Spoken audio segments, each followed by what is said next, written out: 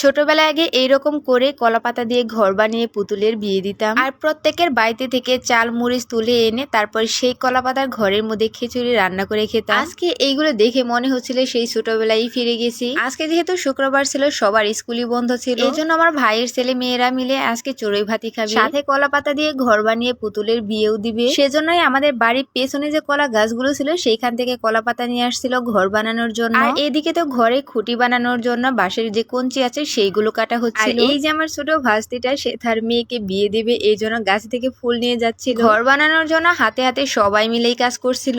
এদিকে একজনে ঘর বানানোর জন্য মাটি খুঁড়ছিল, আরেকজনে কঞ্চিগুলো সাথে সাথে নিয়ে দিচ্ছিল। আমরা তো আগে ছোটবেলায় পুতুলের যখন বিয়ে দিতাম তখন এরকম করে ওড়না দিয়ে শাড়ি পরতাম, আর মাথার চুলগুলো বড় বানানোর জন্য কলা পাতা ছিঁড়ে ছিঁড়ে তারপরে চুল বানাতাম। আমি ওদেরকে একটু হেল্প করার জন্য বাঁশের কঞ্চিগুলো মাটিতে গেড়ে দিচ্ছিলাম। আর এই যে ছোট্ট বউটা ওড়নাদের শাড়ি পরে ঘর ঝাড়ু দিচ্ছিল। আজকে সবাই মিলে কাজ করতেছে। আসলে ওরা ছেলে মেয়ের বাবা মা হয়ে গেছে, আজকে ওরা ছেলে মেয়েদের বিয়ে দিবে। কলা পাতা দিয়ে তো ঘর বানানো হয়ে গেছে, এখন হচ্ছে মেয়ের বাড়িতে রান্না বান্না করার পালা। মাটি খুঁড়ি ইট দিয়ে তারপরে সেইখানে ছোট্ট একটা পাতিল দিয়ে খিচুড়ি রান্না করা হচ্ছিল। যে যার বাড়িতে থেকে যা যা আনছিল সবকিছু কেটে কুটে একসাথেই দিয়ে দিচ্ছিল। আর এইগুলি হচ্ছে আজকে বিয়ে বাড়ির খিচুড়ি। ছেলের বাড়ির মানুষের জন্য কিন্তু পিঠাও ভাজা হবে। যারা গ্রামে থাকে তারা তাদের ছোটবেলা গুলো অনেক ভালোভাবে কাটাতে পারে। আর এই যে বিয়ে বাড়িতে ছোট্ট বিয়ান চলে এসেছে কত জিনিসপত্র গুলো নিয়ে, অনেকগুলো কলা আর নুডলস নিয়ে এসেছে ছেলের বাড়িতে থেকে। তারপর সেই কলা পাতায় ঘরে নিয়ে যেয়ে তাকে বসতে দেওয়া হলো। সে যে মেয়ের বাড়িতে নুডলস এবং কলা নিয়ে আসছিল সেইগুলো তাকে খেতে দেওয়া হচ্ছিল, মানে তার জিনিস দিয়েই তাকে আপ্যায়ন করা হচ্ছিল। কিন্তু আমাদের বিয়ান সেইগুলোতে কোনো কিছুই মনে করতেছিল না, সে খুব মজা করেই খাচ্ছিল।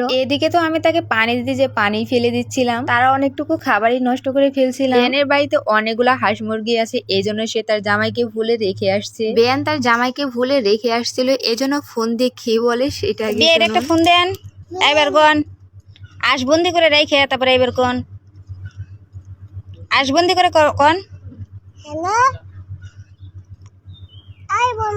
আইব না আল।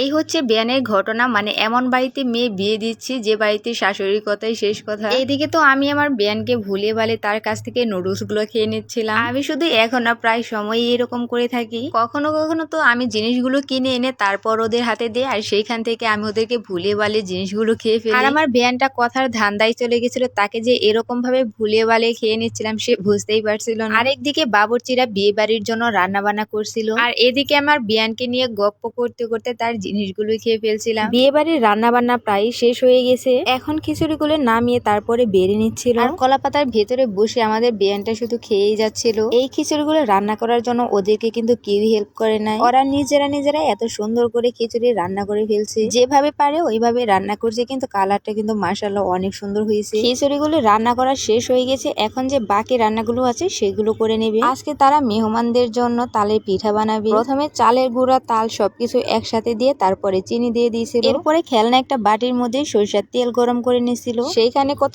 সুন্দর সুন্দর করে তেলে পিঠা ভেজে নিচ্ছিল। আমি যে এত বড় হয়ে গেছি তারপরেও মনে হয় না যে এত সুন্দর করে পিঠা ভাজতে পারবো। ঘরের সামনেটা কত সুন্দর করে ডেকোরেশন করছে, কদম পাতার মধ্যে সাদা ফুল দিয়ে সুন্দর করে সাজিয়েছে। সবকিছুই তো রান্না বান্না করা হয়ে গেছে, এখন আমি ওদেরকে খেতে দিচ্ছিলাম। খাওয়ানোর দায়িত্বটা শুধু আমার উপরেই পড়েছিল। রান্না বান্না শেষ হওয়ার আগে ওরা কলা পাতা কেটে নিয়ে এসেছিল, আমি সেই কলা পাতার মধ্যে সবাইকে একটা একটা করে পিঠা এবং লেবু দিয়ে দিয়েছিলাম, তারপরে খিচুড়ি দিয়ে দিয়েছিলাম খাওয়ার জন্য। আচ্ছা, আপনারা কে কে এরকম করে চড়ুই ভাতি খেয়েছেন পুতুলের বিয়ে দিয়ে, অবশ্যই কিন্তু সেটা কমেন্ট করে জানাবে। খাওয়া দাওয়া শেষ করার পরে অনেক জোরে বৃষ্টি এসে পড়েছিল, এই জন্য আর বাকিটুকু ভিডিও করতে পারিনি। বৃষ্টির মধ্যে আমাদের সেই ঘরটাও ভেঙে গিয়েছিল।